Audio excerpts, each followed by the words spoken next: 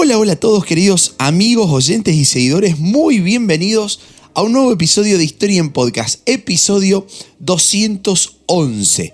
Episodio en donde les traigo una historia que se desprende de nuestro último viaje histórico-cultural a París-Londres. Tengo que regalarle algo a toda esa audiencia hermosa que nos estuvo haciendo el aguante y aparte que se bancó que el último fin de semana no hubiera ningún episodio producto de ese viaje. Entonces lo pensé como un souvenir, ¿no? Acá en Argentina decimos cuando alguien se va de viaje, trae alfajores, decimos, ¿no? Como señal de que te estuviste acordando de nosotros. Bueno, yo les traigo este episodio hermoso sobre la historia del mayor símbolo de París y me atrevería a decir de casi toda Francia, ¿no? La Torre Eiffel, esa torre que está en llaveros, está en esculturas, está en portarretratos, está en postales, etcétera, etcétera, etcétera. Se llena de turistas, ahí es uno de los íconos más fotografiados del mundo, ¿no? Entonces, pensando, digo, bueno, tengo que hacer este episodio que ha sido pedido, no vamos a decir que ha sido el más pedido, acá voy a romper un poquito la lógica del podcast, ¿no? En donde ustedes, siempre digo, son los verdaderos hacedores, los verdaderos soportes, ¿no? Detrás de la elección de temas, pero es un tema que, como bien expreso, se desprende de este viaje, ¿no? Que la verdad la hemos pasado hermoso, un grupo maravilloso aprendiendo historia desde los lugares en donde la historia sucedió, ¿no? Y visitar la Torre Eiffel fue sin duda alguna una marca muy profunda, ¿no? Poder hacer un picnic ahí a los pies de la torre, hacer el paseo por el Sena con la torre custodiándonos constantemente, subir a la Torre Eiffel, visitarla desde adentro. Bueno, una experiencia realmente maravillosa en donde yo tenía que ir contándoles a todos la historia del monumento, ¿no? Entonces, por eso es que decidí contarlo también acá en un episodio de Historia en Podcast para todos ustedes. Ahora se la imaginarán, quizás muchos ya la conocen, han vivido esta experiencia, pero es una historia sumamente interesante, con muchas intrigas, con muchos misterios, con muchas traiciones de por medio, muchos negociados y, de esa forma se termina construyendo el símbolo máximo de París y de toda Francia. Pero yo siempre empiezo con una pregunta, ¿no? Y lo mismo le hacía a la gente que estaba ahí en esos momentos. ¿Qué pasaría o qué pensarías si yo les dijera que el ícono más famoso de París fue en realidad una idea robada, ¿no? Fue una idea despreciada por artistas, fue una idea denunciada por los vecinos y que además, originalmente, fue una obra pensada como una estructura efímera? Porque ese gigante de hierro que es la Torre Eiffel, que hoy corona postales, tazas de café, fondo de pantalla, lo que fuere, nació envuelta en polémicas, ¿no? En polémicas, en desprecio, hasta en amenazas de demolición. Porque resulta que a fines del siglo XIX, París era el epicentro del arte, ¿no? Del refinamiento, del gusto por lo clásico. Lo hemos hablado en el episodio 186 de Historia en Podcast, en donde desarrollamos la historia de la Belle Époque o de la bella época francesa, ¿no? Pero alguien, o mejor dicho, algunos debería decir, tuvieron una idea que en cierta forma sonaba a sacrilegio, ¿no? Que era levantar en esa París, epicentro del arte, del refinamiento, del gusto clásico, levantar una torre de 300 metros de altura completamente de hierro. Para que se entienda el impacto, el edificio más alto en esos momentos en el mundo era el Monumento Washington, en Estados Unidos. Un monumento, mejor dicho, de 169 metros de alto, completamente íntegro, de mármol blanco. Un monumento elegante, solemne, vertical ahí como un obelisco, como un dedo señalando el cielo, ¿no? Pero la idea que estaba fraguándose en Francia era de una torre de hierro, más alta incluso que el Monumento Washington, casi el doble de alto, y en el corazón de París. Muchos, y ya lo vamos a ver, dijeron que eso iba a ser una chimenea de fábrica ahí clavada en medio del arte francés, en medio de los campos de Marte. Otros dijeron que iba a ser una estructura negra, pesada, industrial, en el centro de la ciudad luz, en el centro del refinamiento del arte, ¿no? Bueno, la cuestión es que la propuesta de la construcción de esta torre, como ya vamos a ver, no solamente era ambiciosa desde lo técnico, sino que era un desafío a la estética, al clasicismo, al sentido común urbano, porque el hierro, particularmente, no era bello, no estaba pensado para adornar edificios o monumentos, no era un material bonito, artístico, refinado, era funcional. Y lo funcional, créanme, que no tenía lugar en la París de los bulevares elegantes, ¿no? Tenía que entrar por otro lado, el gusto de lo estético iba por otro lado. Lo cierto es que así nació el conflicto central de esta historia, ¿no? Un conflicto que podríamos decir, bueno, es la ingeniería versus el arte, o la modernidad versus lo que hoy conocemos como la identidad de Francia, ¿no? El progreso versus la tradición. Y sin embargo, lo que empezó como un capricho industrial terminó siendo, sin duda alguna, el icono más fotografiado del mundo, ¿no? Y vamos a empezar desde el comienzo para entender esta historia, ¿sí? Y para eso debo empezar diciendo un dato que ya es revelador, ¿no? Porque hablamos, de hecho el título de este episodio es La Torre Eiffel. La Torre Eiffel no fue originalmente un diseño de Eiffel. Sí, ya sé, es como decir que la Mona Lisa no era de Da Vinci, ¿no? Pero a veces la historia tiene estas vueltas inesperadas, porque la idea original de levantar una torre de hierro de más de 300 metros de altura no fue del célebre Gustave Eiffel, sino que fue de dos ingenieros de su propia empresa, que los tipos un día dijeron, che, estaría bueno hacer algo así. ¿Quiénes eran estos tipos? Bueno, eran Maurice Queclin y Émile Noguier. Estos dos cerebros técnicos, porque eran tipos verdaderamente brillantes, pero poco conocidos, soñaban con un coloso de hierro que empujara lo máximo posible los límites de la ingeniería moderna. Y el plan que tenían era justamente construir una torre de 1000 pies de alto. 1000 pies de alto equivale a los 300 metros de altura que les decía recién, con el objetivo de mostrar el poder de la ciencia y del metal.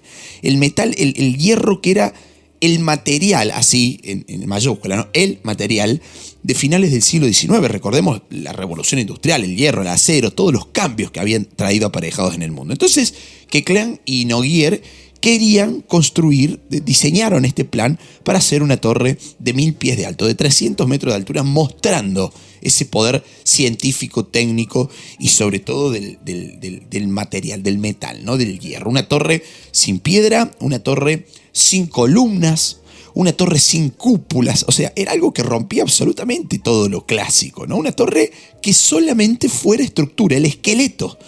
Para ellos era una genialidad, la idea la sacaba de la cancha, ¿no? Pero para muchos otros, la idea era una provocación, era casi una herejía. ¿Cómo vamos a hacer un monumento, una construcción solamente de estructura?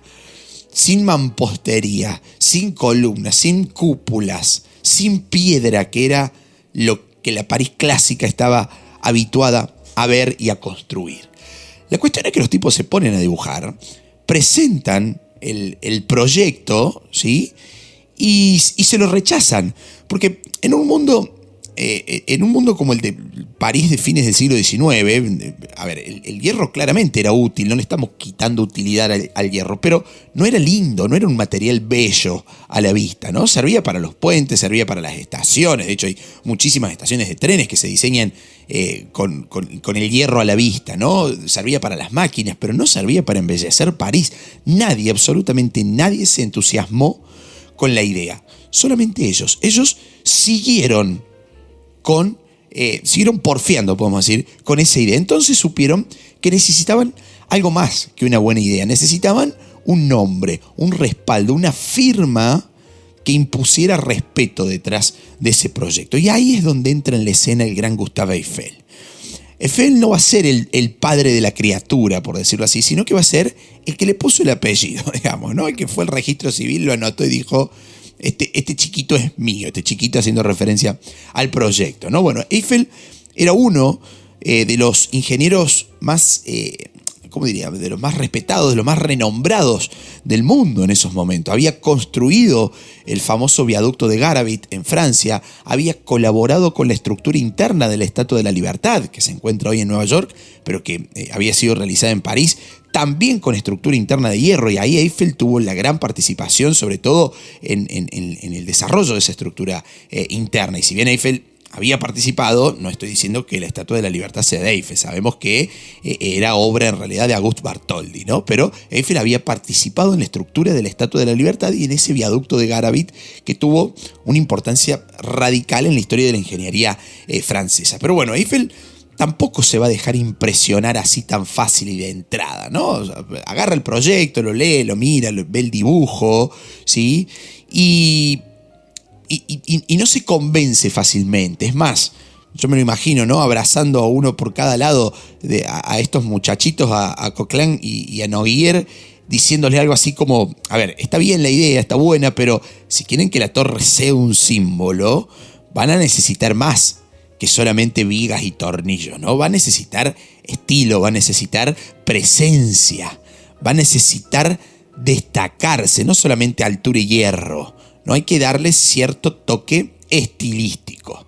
Y acá surge una pregunta, ¿no? ¿Por qué Eiffel no los rechazó directamente? ¿Por qué les dio esa segunda oportunidad? Bueno, aparentemente porque le gustaba la idea.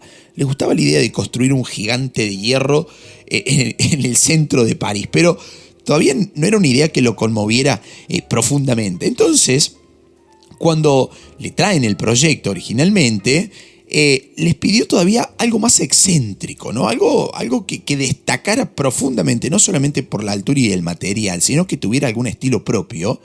Más allá de esto, por dos motivos. Eiffel la estaba viendo. ¿Por qué la estaba viendo? Porque Eiffel sabía que en 1889 se iba a realizar en Francia, en París puntualmente, la Exposición Universal.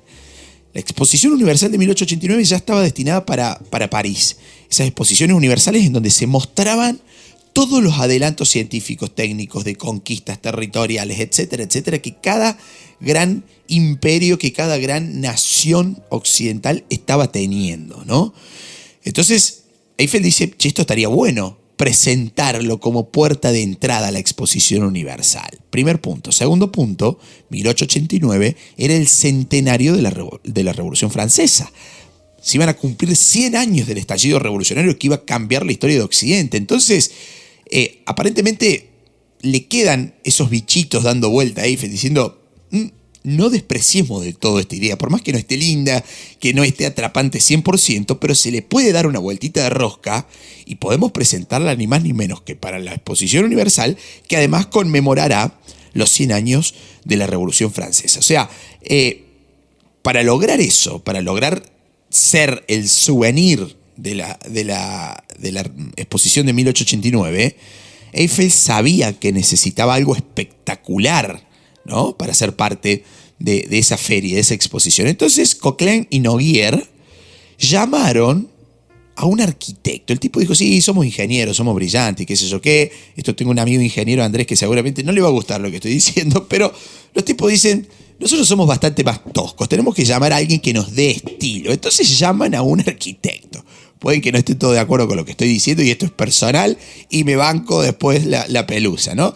¿Qué hacen estos ingenieros brillantes, pero que les faltaba el toque estilístico? Lo llaman a Stéphane Sauvestre, un arquitecto, ¿sí? También medianamente conocido en Francia, para que les adornara, no sé si es adornar el término, pero para que reconfigurara estéticamente el diseño. Sauvestre se va a sentar con los planos, va a pensar qué puede hacer y empieza a suavizar las líneas, le va a añadir los arcos que hoy le conocemos a la torre, le va a diseñar restaurante en el primer piso, le va a diseñar salones de recepción, le va a diseñar un faro en la cima, le va a dar elegancia al diseño, le va a dar curvas, le va a dar un poco de silueta, ¿no? Le va a dar, a mí me gusta decir siempre, un toque de París, ¿no? De lo que significaba esa París de la Belle Époque a finales del siglo XIX. Es decir, entonces la torre no va a ser bella, ¿sí?, desde su origen, van a ser técnica y va a ser un arquitecto el que le da las curvas y el que la volvió en cierta forma deseable, ¿sí? ¿Qué hacen Coquelin y Noguier cuando tienen este diseño? Vuelven a Eiffel. Eiffel toma el rediseño y quedó absolutamente fascinado. Era lo que había pedido. Y el paso a seguir, ahora, ya con el diseño y el papel y el dibujo, fue firmar el boceto. Eiffel agarra el boceto de la torre y lo firma como propio. Sabemos, lo venimos diciendo, un diseño de Coquelin y Noguer. Y Eiffel, sin embargo, lo firma como que era de él. Se quedó con el proyecto. Y uno puede decir, qué ladrón Eiffel, qué hizo, qué sé yo qué.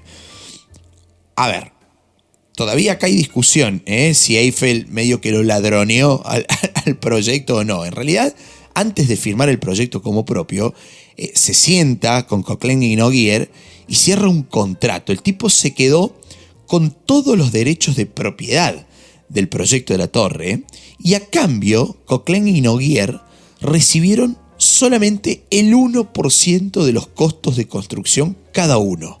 O sea, 1%.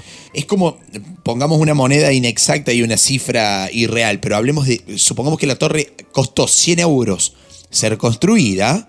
Bueno, Noguer y Coquelin, que fueron los ingenieros que diseñaron el proyecto, se quedaron con 1 euro cada uno. ¿Sí? Bueno, ese fue el acuerdo. Ellos aceptaron ese acuerdo y firmaron ese contrato, y Eiffel se queda con todos los derechos de propiedad. ¿Sí? Esto sucedió así. Eiffel se queda con los planos, se queda con el contrato también firmado para que no haya futuros reclamos, y aparentemente todos quedaron contentos. Y desde entonces empezamos a hablar de la Torre de Eiffel. Uno a simple vista puede decir, qué aprovechador, qué tirano Eiffel, no hizo nada y se lleva hasta hoy todos los reconocimientos. Y sin querer defender a don Gustave, porque era bastante pillín, ya lo veremos, no era muy trigo limpio que digamos, lo cierto es que los esfuerzos, incluyendo los grandes negociados que tuvo que hacer al medio Eiffel para que la torre tuviera su espacio, fueron tremendos, ¿no? O sea que sin Eiffel la torre no hubiera existido. Sí, está claro, sin Coquelin y sin Noguer tampoco. Pero lo que vino después, Noguer y Coquelin solamente el diseño. Todo lo que tuvo que pasar para que la torre llegara a existir y perdurar fue obra de Eiffel. Entonces, vamos a ver qué pasó después de que esos planos fueran aprobados. Cuando Gustave Eiffel vio que se venía la Exposición Universal de 1889, algo se le encendió por dentro, ¿no? A ver, tengamos en cuenta que no era una exposición cualquiera, era la gran vitrina del progreso humano, encomillemos la palabra progreso si quieren, y era la exposición que iba a celebrar nada menos que los 100 años de la Revolución Francesa, ¿no? Había que deslumbrar al mundo y Eiffel a eso lo tenía claro. Recordemos que la Exposición Universal anterior en París, la de 1878, había dejado huella con un palacio que era imponente, que era el Palacio del Trocadero, una construcción majestuosa que dominaba todo el oeste de París, ¿no? El autor había sido Jules Bourdeis, un arquitecto muy reconocido en Francia, un arquitecto ambicioso, con un gusto por lo clásico, ¿no? Bueno, él había diseñado ese Palacio del Trocadero. Hoy el palacio original ya no existe, pero el lugar sí, es el actual Trocadero, ¿no? Ese mirador icónico desde donde miles de turistas cada día se fotografían con la Torre Eiffel, ¿no? Lugar, dicho sea de paso, en donde Hitler se fotografió de espaldas, ni más ni menos que a la torre. Un Hitler que estuvo solamente 3 horas en París después de invadirla y visitó 3 icónicos lugares: la tumba de Napoleón, la Ópera Garnier y la Torre Eiffel desde Trocadero. Pero bueno, volvamos a Jules Bourdeis, porque acá viene la ironía, ¿no? Este hombre, el hombre que había diseñado el lugar que hoy es la postal perfecta de la torre, sería también, contemporáneamente a la torre, su rival más serio. Porque para la exposición de 1889, Bourdeis no se quedó atrás, ¿no? Propuso él también su proyecto, una torre de piedra, o sea, clásica, de 1000 pies de altura, igual que la Torre Eiffel, o sea, 300 metros, con 5 pisos, y aparte le agregaba un diseño humanista, porque en la altura, en el último piso, iba a incluir un hospital, ¿sí?, para enfermos que necesitaran aire puro. Entonces allá arriba iban a tener aire puro y le daba de esa forma un giro humanista a su proyecto. Un proyecto elegante, sólido, académico, pero había un problema. El problema era que Eiffel ya estaba jugando en otra liga. Estaba varios pasos más adelantados, moviendo hilos políticos para quedarse con el diseño monumental de la Exposición Universal de 1889. Con su prestigio como ingeniero internacional, con obras como el viaducto de Garabit, que les decía, la estructura interna de la Estatua de la Libertad, Eiffel no era solamente un nombre, era toda una marca en sí mismo. Y con eso empezó a moverse políticamente. Y acá viene lo misterioso, o no tanto, ustedes sabrán cómo interpretarlo, en torno al proyecto de la Torre Eiffel. Porque el ministro Edouard Lacroix, ministro encargado de la Exposición Universal del 89, se encarga de publicar las bases del concurso. Pero atención, porque las bases tenían algo de particular. El monumento que se construyera para la Exposición Universal, el monumento, el edificio, lo que fuera, debía construirse dentro del campo de Marte, justo donde Eiffel había pensado instalar la torre. Segunda cláusula de ese proyecto: debía ser íntegramente de hierro, como la torre que estaba presentando Eiffel. Debía tener una base de 125 metros de lado, justo como la torre que estaba proponiendo Eiffel, y debía alcanzar los 300 metros de altura, como la misma torre que estaba presentando Eiffel. O sea, imagino que les está sonando, ¿no? Era exactamente lo que Eiffel había diseñado, lo que se estaba publicando en el boletín oficial, vamos a decir, como regla y como cláusulas para el concurso, para el diseño de esa puerta de entrada a la Exposición Universal del 89. O sea, el tipo claramente había movido hilos políticos para quedarse con el concurso. El concurso estaba pidiendo un monumento, un edificio, una construcción exactamente igual a la que él estaba pensando. Diseño que, recordemos, no era de él. O sea, el proyecto se lo compra Eiffel, y aparentemente el muchacho, muy pillín, también habría comprado el concurso. Acá hay misterio, digamos, esto no se sabe hasta el día de hoy qué hilos movió, pero claramente, ¿sí? Edouard Lacroix, este ministro, había estado anoticiado de lo que Eiffel quería construir. Así que, con los planos listos, con las bases hechas a medida prácticamente, con el ministro de su lado, Eiffel ganó el concurso. No había lugar para ninguna sorpresa en ese concurso, ¿no? El concurso era abierto, de hecho, pero no podemos ser ingenuos y claramente tenía nombre y apellido ese concurso, ¿no? Gana Eiffel y se le otorgan 3 años de plazo para construir la estructura más alta del mundo en esos momentos. Estamos en el año 1886. 1886. El proyecto ya tenía luz verde, pero eso no significaba tranquilidad, porque una cosa era tener la aprobación oficial y otra muy distinta, era construir en 1886 una mole de hierro en el medio de París, donde nadie la había pedido y donde nadie la quería además. Casi poéticamente podemos decir que la torre era de hierro, pero el ambiente que la rodeaba era de plomo, era sumamente pesado. Resulta que los vecinos del campo de Marte, la zona de la élite parisina, ¿no? Toda la burguesía parisina estaba ahí, situada a las orillas de los campos de Marte, van a llevar el proyecto a juicio. Argumentaban que la torre iba a arruinar ese paisaje, el parque iba a quedar completamente destruida, la estética, la paz del lugar iba a quedar arruinada con esa mole de hierro y de 300 metros de altura, ¿no? Entonces deciden llevarlo a juicio. ¿Cuál fue el argumento jurídico que usaron? Los tipos dijeron que el parque era de uso público y no podía ser alterado sin infringir la ley. Entonces armaron su carpetita, buscaron sus abogados y allá fueron, ¿sí? A los tribunales. Llevaron el proyecto de Eiffel a juicio. Y adivinen qué pasó. Perdieron. La justicia no les dio bolilla, encarpetó el juicio, no le dio bolilla y habilitó las obras.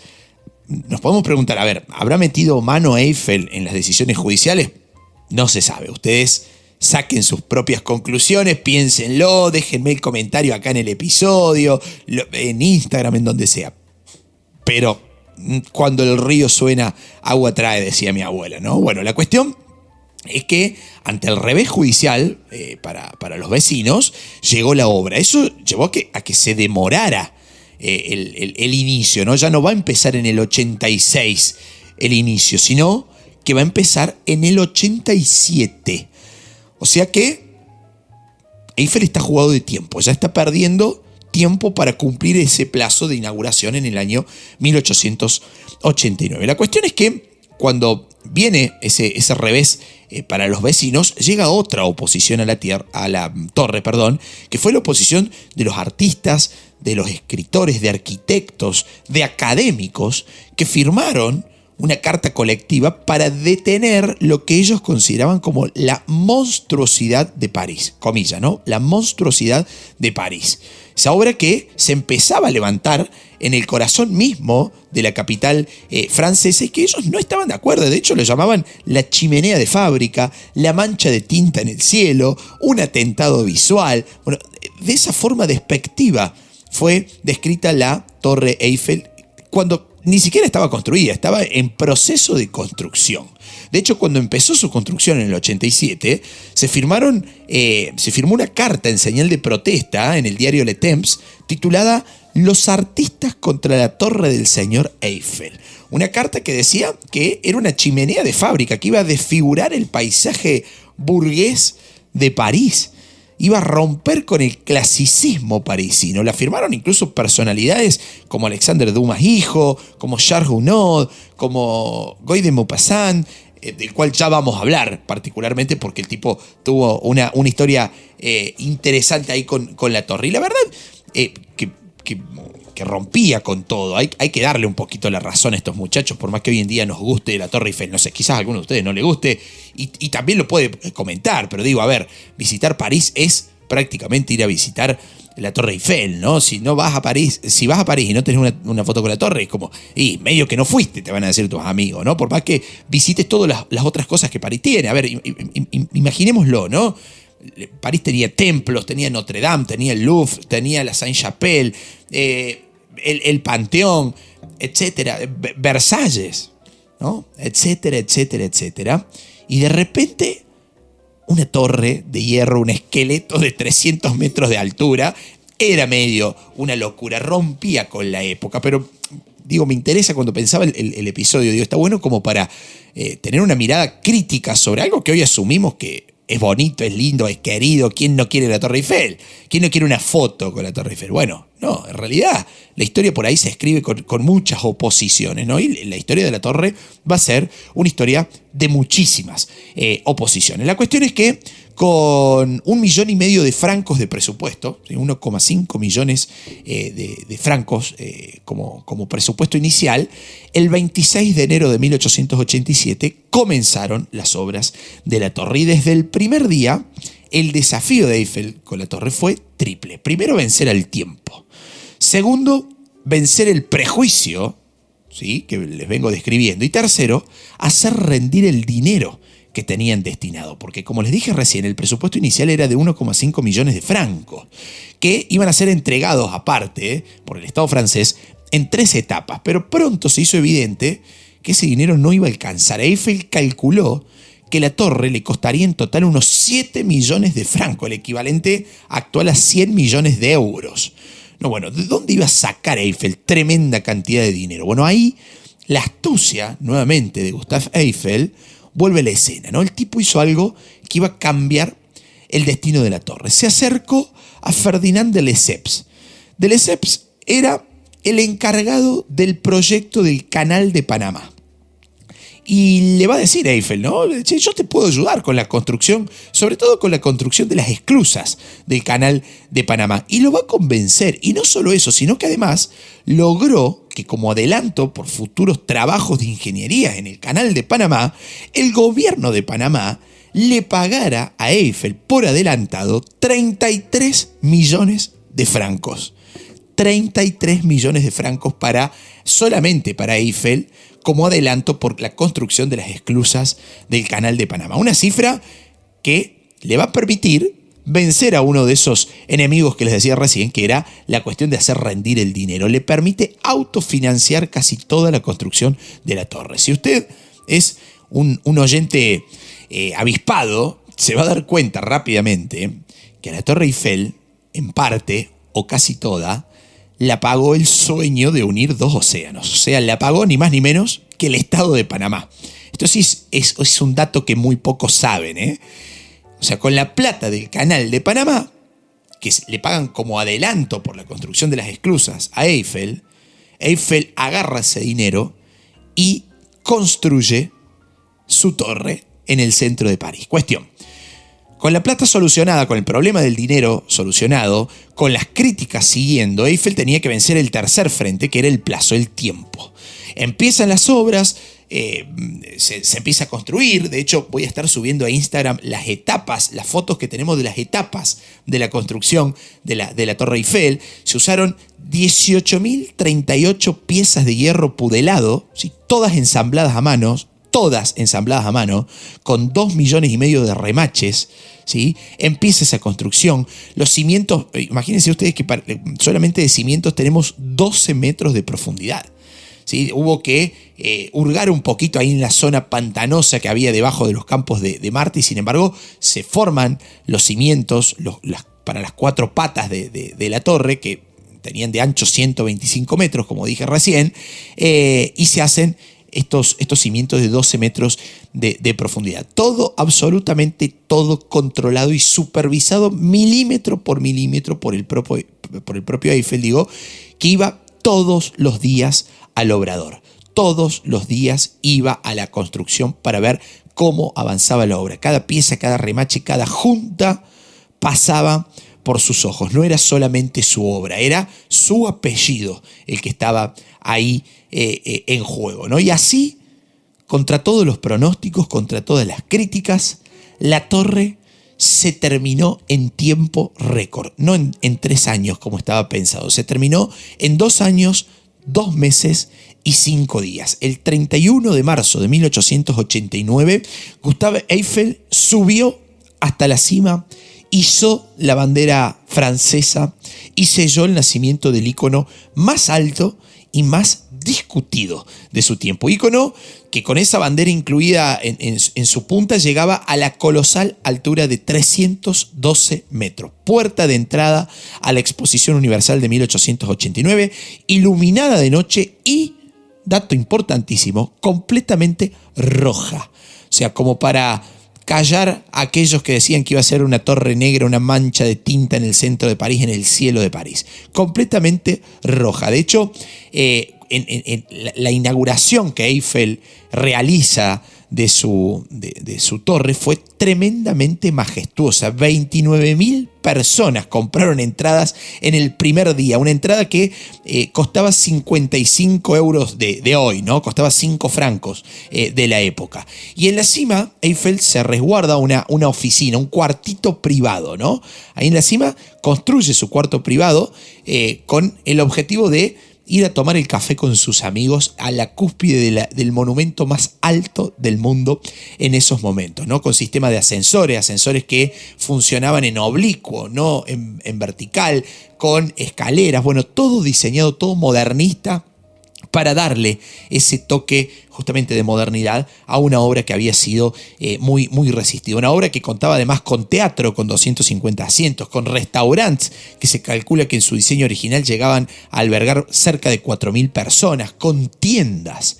Bueno, Eiffel recibía el alquiler de todos esos lugares, pero era una concesión que el Estado francés, que particularmente París, le había dado a Eiffel solamente por 20 años. O sea, 20 años Eiffel iba a usar esa obra para recuperar el dinero invertido, ¿no? Porque recordemos que pone guita él de su bolsillo con lo que había sido el dinero obtenido por la construcción de las esclusas del Canal de Panamá, pero solamente por 20 años. Después de 20 años, el terreno iba a ser devuelto al Estado y muy probablemente la torre fuera destruida. Pero eso ya va a llegar. Por ahora, solamente déjenme decirles, queridos amigos, oyentes y seguidores, que desde el 31 de marzo de 1889, París ya no volvió a mirar al cielo de igual manera. Como ya sabemos, a esta altura, el dinero de Panamá fue clave para que la torre se levantara, ¿no? Eiffel, con su olfato de negociante, había cerrado un acuerdo con Ferdinand de Lesseps, 33 millones de francos adelantados por trabajos de ingeniería, con el fallido Canal de Panamá, debemos decir, ¿no? Porque vamos a ver que hubo una serie de problemitas y Eiffel no va a quedar ajeno a todo eso. Y con ese adelanto Eiffel construyó, sin depender del Estado francés, su obra, ¿no? Era una obra privada, una apuesta, un riesgo en un terreno fiscal, podemos decir, en un terreno estatal. Por eso es que la cláusula era 20 años, recupera el dinero y después el terreno vuelve y la torre muy probablemente se destruya, ¿no? Y en realidad termina siendo una victoria la historia de la Torre Eiffel. Pero a veces los triunfos de hoy, podemos decir que traen problemas mañana, ¿no? En este caso traen juicios, los juicios del mañana. ¿Por qué? ¿Por qué digo esto? Porque en 1892 va a estallar el escándalo del Canal de Panamá. Se reveló que había habido sobornos masivos, que había habido desvíos de fondos, que había miles de pequeños inversores, que habían quedado arruinados completamente. La obra en América era un pantano económico y en medio del barro aparece el nombre de Gustave Eiffel, no por corrupto, sino por responsable técnico del desastre que estaba haciendo el Canal de Panamá en esos momentos. Pero para los ojos del pueblo francés daba igual. Entonces, en 1893 Eiffel va a ser juzgado y va a ser condenado a prisión por malversación de fondos.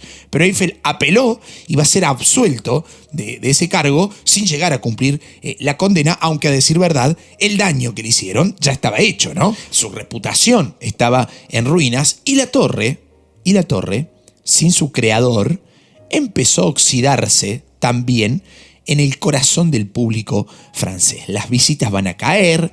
El entusiasmo inicial se apagó. De los 29.000 visitantes en el primer día, se pasó a menos de una octava parte en apenas un par de años.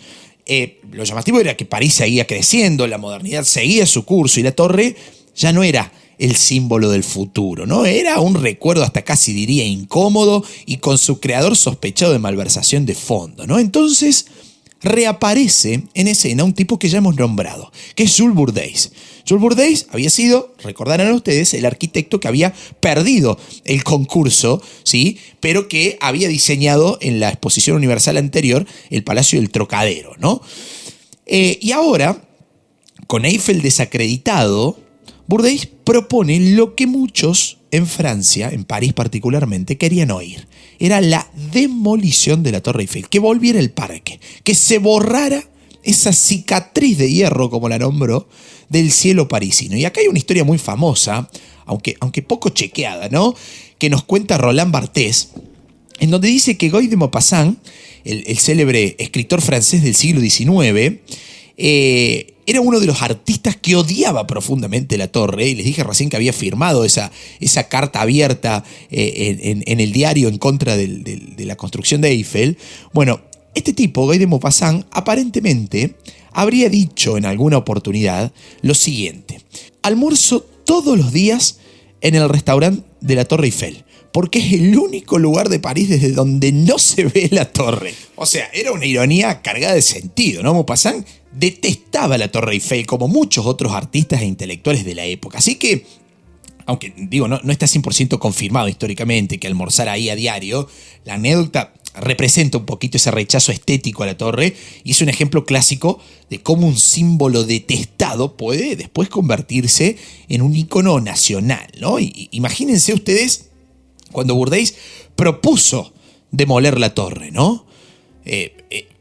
Obtuvo apoyo de gran parte de gran parte de la sociedad parisina y de todo ese grupo de artistas, de intelectuales, de lo que fuera, de vecinos que estaba en contra de la obra de Eiffel. Y Eiffel, por su parte, estaba pasando del genio al acusado, ¿no? Iba de la cima al banquillo, ¿sí? Pasaba de la torre más alta a una sombra bastante incómoda.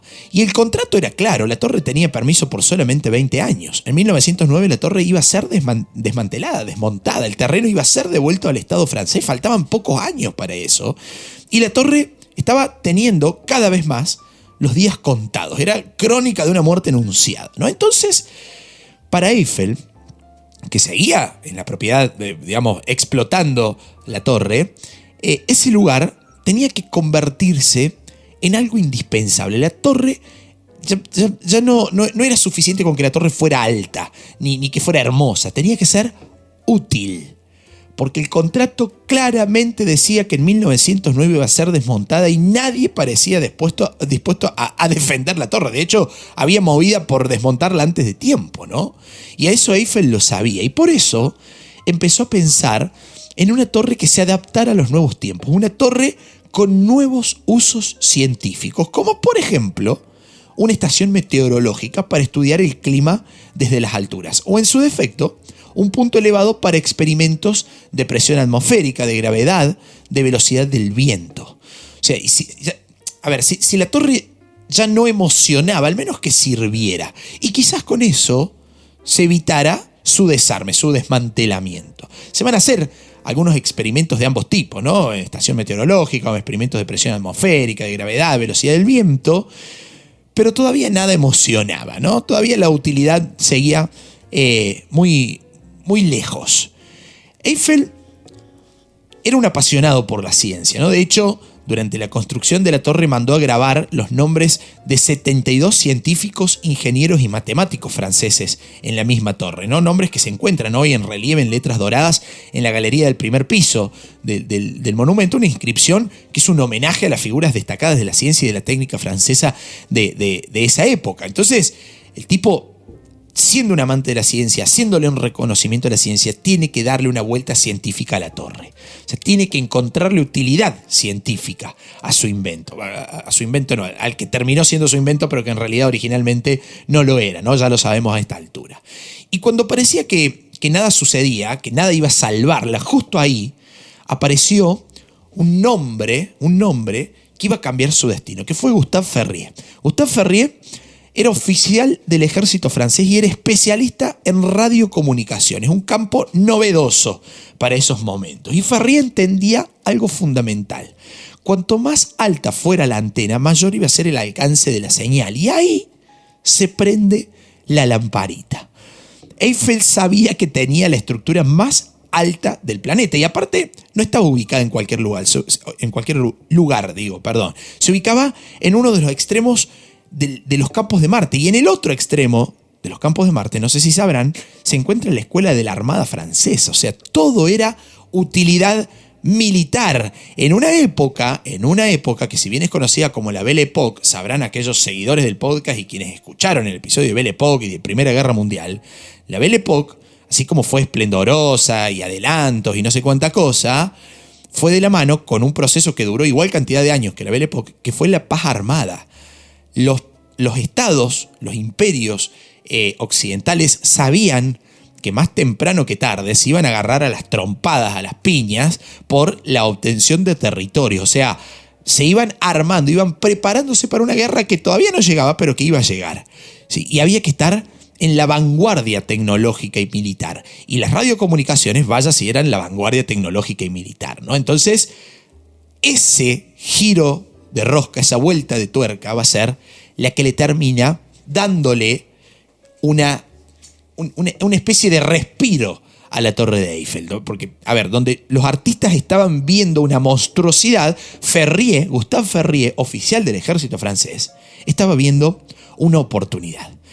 Eiffel, entusiasmado, va a poner de su propio bolsillo todos los fondos para empezar a experimentar con transmisiones inalámbricas desde la cima de su torre. Y así, en el año 1903, se logró la primera comunicación entre la Torre Eiffel y el Panteón de París. O sea, la torre había encontrado su utilidad científica. Y en menos de 5 años, desde la cima de la Torre Eiffel, se llegó a comunicar con Washington. O sea, una verdadera locura. Impensado en el diseño original de la torre, aparte, ¿no? Y acá es donde la historia se vuelve interesante, porque ese hierro que debía caer, que debía desmembrarse, romperse, se convirtió en una torre de señales, en una torre del futuro. Para 1909, cuando vencía el contrato, ya no se podía demoler. La torre ya ahora era una herramienta de defensa nacional, de comunicación, de ciencia. Era absolutamente estratégica y sobre todo era necesaria, que era lo que Eiffel había querido y había estado buscando durante todo este tiempo. Donde no llegó el sentido estético en sí, llegó la ciencia. Y la torre, que iba a ser desmantelada, se volvió eterna. Porque es cierto, a ver, la querían demoler, la odiaban, la comparaban con una chimenea de fábrica, con un andamio gigantesco ahí, con un insulto al arte parisino. Y sin embargo, se quedó, se alzó y se volvió mito. Ahora, surge acá una pregunta casi necesaria. ¿Qué pasó con la torre? ¿Quién se quedó con la torre? ¿Se quedó Eiffel con la torre? No, claramente no. La torre siempre fue propiedad del Estado francés. Eiffel tenía simplemente una concesión de uso por 20 años. Cuando el plazo venciera, la iba a recuperar el Estado y la iba a destruir. Estaba pensado desmontarla. Eiffel lo que hace es salvar la torre, demostrando esta utilidad científica y militar, ¿no? Pero la torre en sí quedó a partir de entonces como un bien público, un bien del Estado francés que aparte tenía funcionalidad militar en un mundo que se estaba acercando a la Primera Guerra, ni más ni menos. Entonces había que cuidarla y había que protegerla. Eiffel la construyó, digamos, hizo todo lo necesario para construirla, para conservarla y aparte la salvó de que fuera destruida. A partir de entonces la torre empezó a atraer visitantes, fotógrafos, amantes, curiosos, soñadores. Les dije que el primer día de la Exposición Universal de 1889, en su inauguración, 29.000 personas pagaron entradas para subir. Hoy son millones de personas por año. Se dice que es el monumento más fotografiado del mundo. En sus plataformas se van a instalar estos restaurantes, estas tiendas que les decía, el lugar para ver la ciudad de París desde las nubes, ¿no? La torre que iba a durar 20 años, hoy tiene más de 130. Y en la cima, allá arriba, donde el viento silba como un violín roto, Eiffel se construyó una oficina privada, ese despacho minimalista con vista al infinito, ¿no? Donde recibía científicos, escritores o simplemente se dedicaba a pensar. Ahí va a escribir su defensa, por ejemplo, durante el escándalo de Panamá. Desde ahí soñó la eternidad de su obra. Podríamos decir que Eiffel fue el creador no solamente de una torre, sino de un perfil urbano. Un perfil urbano que el mundo entero reconoce con solamente mirar una silueta. Hoy la torre aparece en películas, en postales, en anillos de compromiso, en tatuajes, en emojis, se ilumina por la noche, late en cada celebración, se proyecta en cada sueño de París. Lo que nació como proyecto técnico terminó siendo poesía en acero. La querían demoler y hoy en día nadie, absolutamente nadie, imagina París sin ella. Y nosotros estuvimos ahí, contamos esta historia desde ahí adentro en estos viajes históricos culturales que organizamos con Tour Cultural. Y si los quieren vivir, lo quieren experimentar, porque es eso, es una experiencia histórica. No se pierdan el próximo viaje que tenemos a Machu Picchu en octubre del año 2025. Y atentos, porque dentro de poquito vamos a estar anunciando lo que tenemos para el año que viene. Y les juro, les prometo que va a ser tremendamente emocionante lo que se va a venir para el 2026. Pero tiempo al tiempo. Por el momento, hasta aquí el episodio del día de hoy. Insisto, comenten, háganlo algorítmico al episodio, compártanlo, etiquétenme, háganme llegar sus comentarios por Instagram, a ver si les gustó. Los espero en Instagram porque voy a estar subiendo fotos de las etapas de construcción de la torre. Todo, hay que hacer que la historia se vuelva viral. Nosotros desde acá hace 5 años que apostamos a eso y la verdad que los resultados nos hacen sentir contentos y orgullosos de ser una de las voces más escuchadas de toda Latinoamérica en materia histórica. Así que gracias por estar ahí nuevamente después de otro episodio. Y será hasta cuando la historia nos vuelva a reunir. Chao, muchas gracias.